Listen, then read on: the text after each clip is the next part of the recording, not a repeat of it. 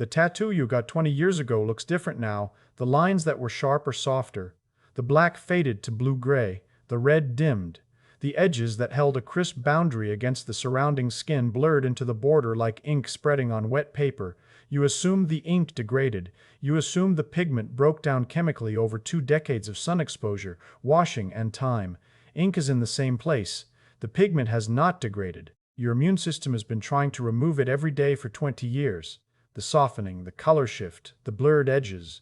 Each one is the evidence of a battle the immune system has been fighting and slowly, partially winning since the day the needle deposited ink particles too large for any cell in the body to carry away. The battle has been invisible. The evidence has been on the surface the entire time. The tattoo is a permanent relay race of immune cells, each one engulfing ink it cannot move, dying in place, replaced by the next cell that inherits the burden from where the last one fell. The image on your skin is held in position by the continuous inability of the immune system to clear particles that exceed the transport capacity of every macrophage that is tried. The permanence is the failure. The fading is partial success. The color shift is the optics of the aging skin changing above ink that stayed put. 20 years of continuous immune response. Each visual change on the skin corresponds to a specific mechanism in the relay. Each visual change, the evidence of a specific mechanism in the relay. What does the needle actually deposit, and why does it stay? Tattoo needle punctures the skin at 50 to 3,000 times per minute, depositing ink at 1 to 2 millimeters depth into the upper dermis. The epidermis, the outermost layer, turns over every 28 to 40 days. The skin growths discussion described the keratinocyte life cycle from basal division to surface shedding. Ink deposited in the epidermis would shed within a month, as the cells carrying it migrate to the surface and slew off. The tattoo needle targets the dermis specifically because the dermis is a permanent structural layer that does not cycle. The dermis is approximately 1 to 4 millimeters thick depending on body site, composed of type 1 and type 3 collagen fibers woven with elastin into a dense matrix that provides the skin's structural integrity, its tensile strength, and its elastic recoil. The macrophages of the relay reside within this matrix, each one sitting in an interstitial space between collagen bundles, holding its ink particle in position within the lattice that defines the tattoo's geometry. The collagen and elastin matrix of the dermis persists for the lifetime of the body. Ink particles trapped in this matrix persist with it. The distinction between the two layers explains why temporary skin markings fade and tattoos persist. A marker on the epidermis rides the cellular escalator to the surface and disappears within a month. A tattoo in the dermis sits below the escalator in a structural layer that does not turn over. The needle must penetrate deep enough to reach the dermis but shallow enough to avoid the subcutaneous fat below, where the ink would diffuse into the fatty tissue and lose its defined pattern. The 1 to 2 millimeter sweet spot is the dermal target. Too shallow and the ink sheds with the epidermis in weeks. Too deep and the ink diffuses into fat, losing definition. The precision of the needle depth determines the precision of the tattoo's longevity and clarity. Ink particles themselves are inorganic or organic pigments suspended in a carrier solution. Carbon black for black ink, iron oxide for browns, titanium dioxide for white, organic azo compounds for reds and yellows, copper phthalocyanine for blues and greens. The particle size ranges from approximately 2 to 10 micrometers in diameter. The size matters because the size determines what the immune system can do with them. At 2 to 10 micrometers, each particle is larger than a bacterium but smaller than a human cell, large enough to be recognized as foreign, too large to be transported through the lymphatic drainage that is the body's only route for removing particles from dermal tissue. Within minutes of the needle puncturing the dermis, the immune response begins. The speed of the immune response is why fresh tattoos swell and redden within hours. The body treats every needle puncture as a wound and every ink particle as an invader. The tissue damage triggers an inflammatory cascade that recruits macrophages, the body's primary phagocytic cells, to the injury site.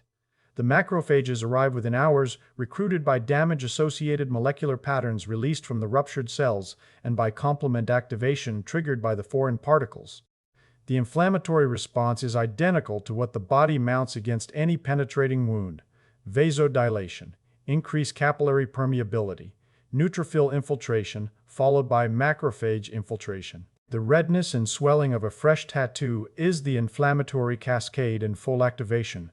The inflammation subsides over 1 to 2 weeks as the macrophages complete their initial engulfment of the deposited particles and the acute wound healing response resolves. What remains after the swelling subsides is the relay itself, macrophages holding ink in a dermis that is sealed over the puncture wounds. The macrophages arrive and do what macrophages do: they engulf foreign material.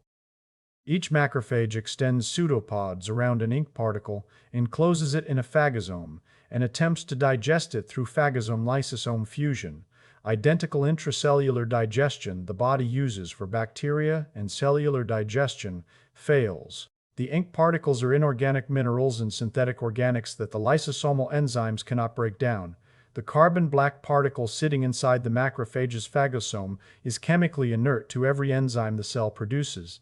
The lysosome that dissolves bacteria within minutes through acid hydrolases, reactive oxygen species, and antimicrobial peptides encounters the carbon particle and finds nothing to degrade. The particle is elemental carbon arranged in a crystal lattice that resists every chemical attack the lysosome can mount. The enzymes evolve to break biological bonds. The ink contains no biological bonds to break. The cell engulfed something it cannot digest through any enzyme the lysosome produces, cannot break down through reactive oxygen species the phagosome generates, cannot transport through the lymphatic capillaries because the particle exceeds the approximately 100 to 500 nanometer threshold for lymphatic transport, and cannot excrete. The macrophage is stuck holding a burden it can neither process nor put down. The cell continues performing its other immune functions around the burden. It patrols, it signals, it responds to other threats, but the ink particle sits inside it, indigestible, immovable, occupying phagosomal space for the remaining days of the cell's life. The macrophage lives with a permanent foreign body inside it until the day it dies. Well, the transport threshold reframed the permanence I had been interpreting as ink stability. The ink is stable, but the permanence traces to a different physics. The particle is too large for the only exit route the body has. The lymphatic capillaries that drain the dermis have openings that accommodate particles below approximately 500 nanometers. The ink particles at 2 to 10 micrometers are 4 to 20 times larger than the opening. The macrophage that engulfed the particle cannot carry it through the only door that leads out of the tissue. The cell is trapped in the dermis holding a burden it cannot move through the exit that exists. The lymphatic capillaries are the only drainage route for particles in the dermis. There is no alternative exit. The venous capillaries do not accept particles of this size. The interstitial fluid pathways filter particles above the threshold. The macrophage and its burden are locked in the dermis by the physics of the transport system, not by any failure of the immune system's intent. Macrophage lives for days to weeks while holding the ink particle, performing its other immune duties around the indigestible cargo. Then the macrophage dies through normal apoptosis, the programmed cell death every macrophage undergoes as part of its life cycle. The cell dies. As it dies, phosphatidylserine flips from the inner to the outer leaflet of the cell membrane, the molecular eat me signal that marks the dying cell for clearance, while lysophosphatidylcholine diffuses outward as the find me signal that recruits the successor macrophage to the precise location where the dying cell released its burden. A new macrophage arrives, recruited by the inflammatory signals the dying cell and the exposed foreign particle generate. The new macrophage engulfs the particle. The new macrophage cannot digest it. The new macrophage cannot transport it. The new macrophage dies holding it. A third macrophage arrives, a fourth, a fifth, a sixth. The relay continues indefinitely. The relay continues indefinitely because the burden never changes and the exit never opens. Relay. Each runner carries a burden they cannot put down, runs until they drop, and the next runner picks it up from where the last one fell. The race has no finish line because the burden exceeds the exit threshold. The image you see on your skin is ink held in position by an active, continuous, energy-consuming immune process that has been running without pause for every day since the needle deposited the particles. The tattoo is alive in the immunological sense, maintained by living cells that are born, engulf, hold, and die in a cycle that repeats thousands of times across the years the tattoo has existed. The relay has been running for 20 years. If you got the tattoo at 25, the dermis beneath that image has processed approximately 7,000 to 10,000 relay cycles, each one a macrophage engulfing, holding, dying, and releasing the particle for the next cell to pick up. 7,000 handoffs. The same ink particle, the same dermal location, plus or minus a few micrometers of drift per cycle. Every cell in the relay held the ink in approximately the same position because each cell engulfed the particle near where the last cell released it. Image persists because each generation of macrophages holds the ink in approximately one dermal location, producing the apparent permanence of a pattern that is actually maintained by continuous cellular turnover. Macrophage relay maintenance of tattoo pigment through sequential phagocytosis, apoptotic release, and rephagocytosis is established immunology. Baranska and colleagues demonstrated this mechanism in the Journal of Experimental Medicine using genetic macrophage depletion to show that tattoo pigment is released upon macrophage death and recaptured by replacement macrophages death, confirming the relay as the mechanism of tattoo persistence. And then, the relay drifts. Each macrophage that engulfs the particle settles micrometers from where the previous macrophage released it. The drift is small per cycle but cumulative across thousands of relay cycles over 20 years. The sharp edge deposited by the needle becomes the soft edge, the mirror shows, because the positional drift from 20 years of relay handoffs has blurred the boundary between inked and uninked dermis. The blurring is the relay drifting. Relay explains the permanence. The drift explains the blurring. The question is whether the relay accomplishes anything, whether the immune system is purely failing, or whether it is partially succeeding. Is the immune system winning any of the battle? Partially. Each relay cycle, a small fraction of the ink fragments, pieces chipped from the particle through enzymatic action or mechanical stress during phagocytosis, fall below the lymphatic transport threshold. These fragments, smaller than 500 nanometers, enter the lymphatic capillaries and travel to the regional lymph nodes. The lymph nodes of tattooed individuals contain measurable concentrations of tattoo pigment, visibly staining the nodes with the colors of the tattoo. Surgeons report finding blue or black lymph nodes in tattooed patients during sentinel node biopsies for cancer staging. The pigment, sometimes initially mistaken for metastatic melanin, before microscopic analysis confirms it as tattoo ink transported through lymphatic drainage across years of relay cycle fragment clearance. Pigment accumulation in regional lymph nodes following tattooing is established. Grant and colleagues confirmed this in dermatology, documenting ink pigment in sentinel lymph nodes of tattooed patients. Fading the mirror shows across 20 years is the slow accumulation of these fragments into the lymphatic system. Each relay cycle removes a fraction. Each fraction drains to the nodes. The total ink mass in the dermis decreases slowly across decades. The rate of decrease is approximately 1 to 2% per year for a well-executed tattoo with deeply deposited ink, higher in the first years when the smallest fragments clear first, lower in the later decades when only the largest particles remain. A tattoo at 20 years retains approximately 60 to 80% of its original ink mass. The remaining 20 to 40% is distributed between the lymph nodes and the metabolic clearance, the liver and kidneys performed on the smallest molecular fragments. The lines thin. The density drops. The contrast against the surrounding skin decreases. The fading is the immune system slowly winning a battle it can never completely win because the remaining particles are too large for complete clearance.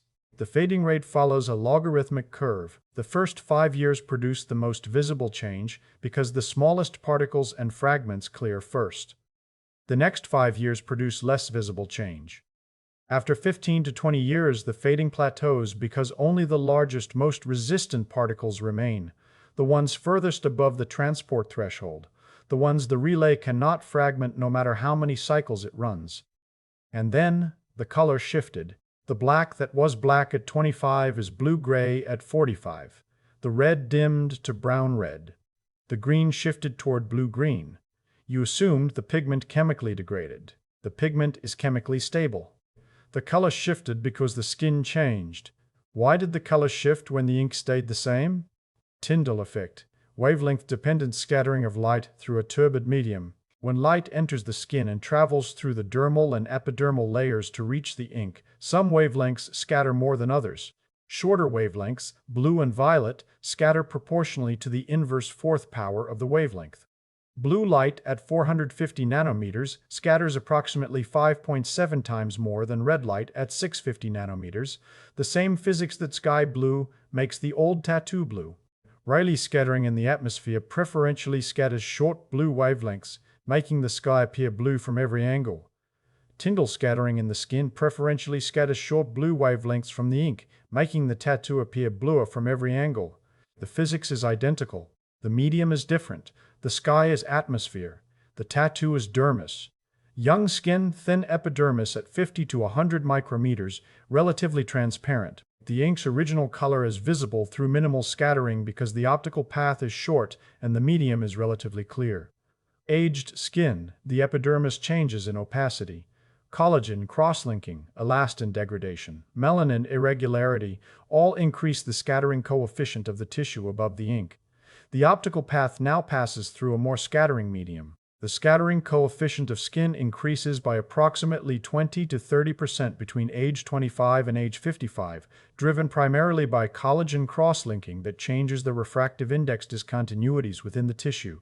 Each cross-link creates a new interface where light changes direction, and the accumulated cross-links across decades multiply the scattering events each photon encounters on its path through the skin.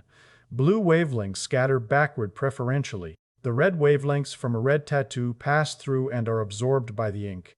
The blue wavelengths scatter back towards your eye before reaching the ink. The tattoo appears blue shifted because the skin above the ink changed its optical properties, not because the ink changed its chemistry.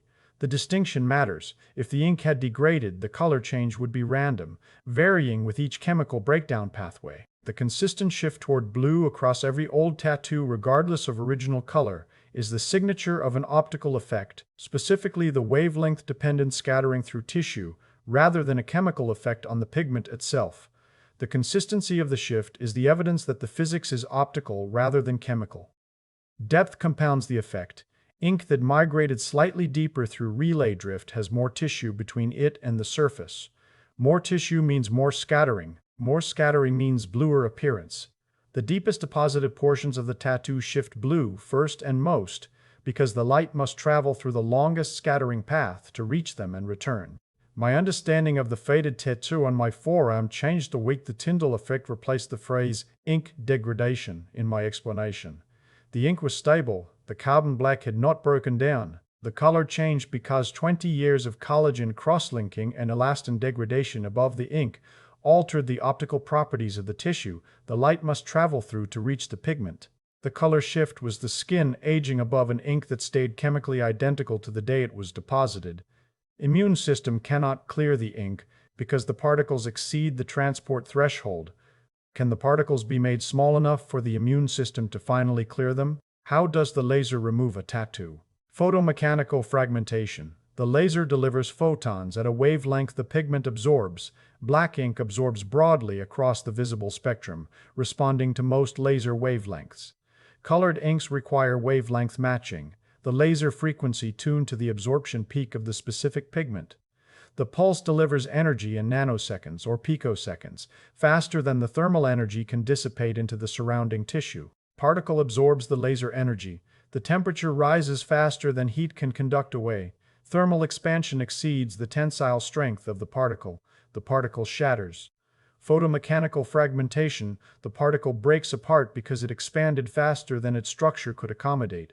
Original particle, 2 to 10 micrometers, exceeding the lymphatic transport threshold. Fragments, 100 to 500 nanometers, within the threshold. The immune system that failed for 20 years succeeds in weeks because the laser broke the size barrier. The irony is structural. The immune system was always capable of clearing the ink. The immune system was prevented from clearing the ink by a single physical variable, particle size, that the immune system itself could not change. The laser changes the variable. The immune system does the rest. The macrophages engulf the fragments. The fragments fit through the lymphatic openings. The fragments drain to the lymph nodes. The ink clears. Laser removal physics is established. Bernstein documented the photomechanical fragmentation mechanism in clinics in dermatology, confirming that nanosecond and picosecond pulses produce particle shattering below the lymphatic transport threshold. Sessions spaced 6 to 8 weeks apart allow the macrophage transport between sessions. Each session shatters more particles. Each interval allows the macrophage relay to finally complete its function, carrying fragments small enough to fit through the lymphatic openings to the regional lymph nodes for permanent storage. Color selectivity determines which inks respond. Black absorbs across the entire visible spectrum and responds to any laser wavelength. Red absorbs green light and responds to 532 nanometer lasers. Blue and green absorbs red light and responds to 694 nanometer lasers. Yellow and white respond poorly because their absorption peaks sit outside the wavelength ranges of most clinical lasers, which is why yellow and white portions of a multicolored tattoo persist longest after removal treatment. The clearing is progressive. The tattoo fades incrementally with each session because each session converts a fraction of the remaining above threshold particles to below threshold fragments the relay can finally carry to the finish line. The number of sessions required depends on the ink density, the depth, the colors, and the age of the tattoo. A dense, black tattoo may require 8 to 12 sessions. A faded old tattoo with reduced ink mass may require 4 to 6. The variation reflects the amount of above-threshold material remaining after decades of partial immune clearing. Relay runs. The immune system partially wins. The color shifts through optics. The laser breaks the barrier. Two more consequences of the immune system's continuous engagement with the ink remain. What happens when the immune system escalates? Granuloma formation. Some ink pigments, particularly red and yellow organic compounds, trigger chronic inflammatory escalation beyond the standard macrophage relay. The macrophages that cannot clear the particle attempt frustrated phagocytosis, fusing with neighboring macrophages into multinucleated giant cells when the particle exceeds single-cell engulfment capacity. The fused cells organize into epithelioid cells, a specialized form that fuses into multinucleated giant cells, surrounded by a wall of lymphocytes and fibroblasts. The structure I as a granuloma. Identical organized immune containment. The body deploys against tuberculosis bacteria and other pathogens it can contain, but cannot eliminate. The granuloma is the immune system admitting it cannot clear the target and building a wall around it instead. The containment is the escalation. The standard macrophage relay failed. The chronic inflammation persisted, and the immune system escalated from attempted clearance to organized containment. The granuloma is a permanent structure. Once formed, it persists indefinitely, walling off the offending pigment in a capsule of immune cells and fibrous tissue that may be visible and palpable for the lifetime of the tattoo. The raised, itchy texture some old tattoos develop, particularly in the red portions, is the granuloma. The pigment acts as a hapten, the molecules too small to trigger an immune response alone. But when it binds to dermal proteins, the combined structure is large enough to activate T cells through type 4 delayed hypersensitivity, identical immune mechanism that produces contact dermatitis from nickel jewelry and poison ivy. The immune system attacks specifically the red portions while other colors remain unaffected because the hapten binding is pigment-specific. One final physics applies to the tattooed person entering an MRI scanner. What happens to metallic ink in an MRI? Electromagnetic induction. Some inks contain metallic compounds. Iron oxide for black and brown, titanium dioxide for white, cobalt aluminate for blue. In an MRI, the alternating magnetic field induces eddy currents in the metallic particles. The currents produce localized resistive heating through the same electromagnetic induction that heats an induction stove cooktop, occurring in metal particles embedded in the dermis. Burning or tingling sensation at tattoo sites during MRI is induction heating in metallic pigment particles. The effect is typically mild because the particle density is low and the particle size is small, limiting the total energy deposition. Modern inks have shifted toward organic pigments, phthalocyanine and azo compounds that carry no metallic component and produce no MRI interaction. If you were tattooed before 2000, your ink is more likely to contain metallic compounds than ink deposited after 2010. The shift in ink formulation from metallic to organic pigments across the industry has reduced but not eliminated MRI interactions, and many tattoo artists in the early decades used ink with unknown or undisclosed metallic content. MRI interactions with metallic tattoo inks are documented. Ross and Nassif measured these interactions in the American Journal of Röntgenology, confirming eddy current heating in metallic pigment particles under clinical MRI conditions. Whether your tattoo requires dermatological evaluation for granuloma, allergic reaction, or pigment changes is a clinical assessment your dermatologist makes through examination. The physics teaches what the immune system does to the ink. The clinician determines whether the immune response requires intervention. Tattoo you got 20 years ago has been held in position by an immune system that never stopped trying to remove it. Each macrophage engulfed ink it could not digest. Each macrophage died holding it. Each was replaced by the next cell in a relay that has been running for every day of those 20 years. The lines softened because the relay drifted. The colors shifted because the skin above changed its optics.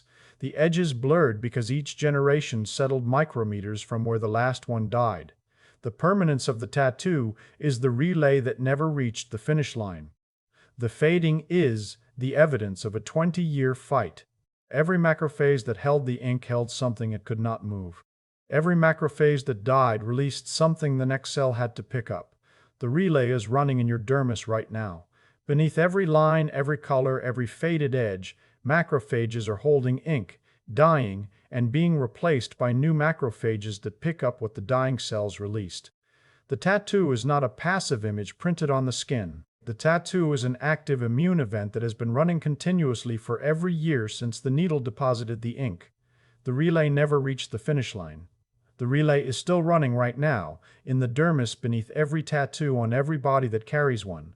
The permanence was always temporary, maintained one cell at a time, one death at a time, one handoff at a time, for as long as the immune system keeps sending runners to a race that has no finish line.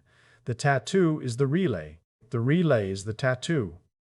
The relay is still running, right now, beneath the ink.